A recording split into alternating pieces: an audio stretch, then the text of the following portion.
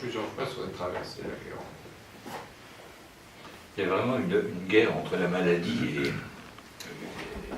et toi, tel que tu es tout le temps, et l'être écrivant que tu es. C'est Olivier Delorme, je crois, qui disait je ne choisis pas mes mots, ils me choisissent. Et me désignent. Ils me désignent, c'est ça. Et l'écriture, pour toi, serait sans doute d'inverser la formule, et finalement de choisir les mots. Alors que ici, qu'est-ce qui choisit les mots? C'est une instance étrangère, c'est la médecine, la science, la maladie. Oui, mais je me défends bien. Hein. Voilà. Je me trouve devant un de ces magazines qui vante le cancer, en quelque sorte, comme une marchandise. Du reste, ce magazine vend probablement, ou fait vendre des dessous féminins. Je riposte. J'ai été très sensible à une campagne publicitaire à laquelle les noms malades ou enfin, les gens normaux, disons, n'est pas sensible, mais il y avait de ces slogans mais absolument épouvantables. Il y en a un, c'était est-ce que j'ai une gueule de cancer? CF, est-ce que j'ai une gueule d'atmosphère? Comme si du reste, on jugeait, je sais pas, pestiférer les cancéreux. Les gens ne jugent pas pestiférer du tout. Ils sont très très dérangés par cette maladie. Est-ce que j'ai une gueule de cancer? Vraiment. Et alors, c'est le temps, c'est l'étude du temps aussi. C'est l'attente permanente pour un scanner, pour n'importe quoi.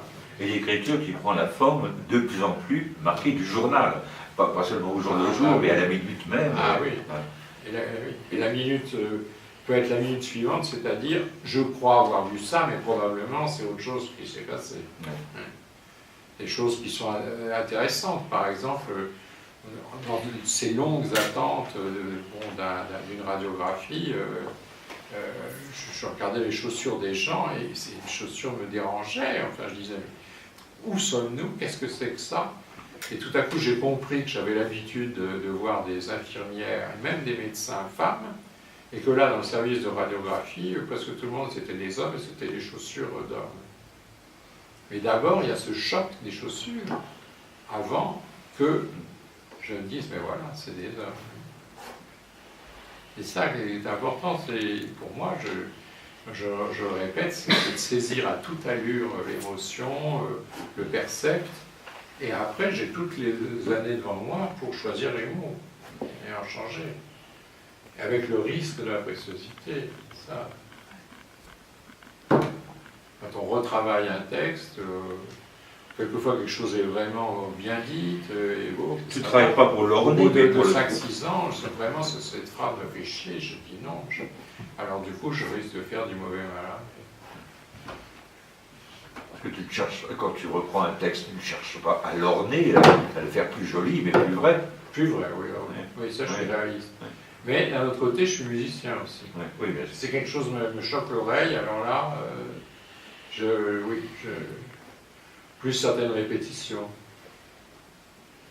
Mais enfin, on parlait des deux pôles, la condensation et le développement. Oui. Il arrive à un certain moment, à cause des événements qui ne dépendent pas de toi, qu'on n'a pas le temps de développer, et que le temps, alors... Mais il y a toujours quelque chose. Là, cette fois-ci, ce n'était pas le cas, mais dans le texte que j'ai lu, je cherchais un croque-monsieur, et tout à coup, je descends un perron merveilleux avec de la neige. C'est sans cesse des merveilles. Alors que le couloir de croque-monsieur est vraiment sinistre.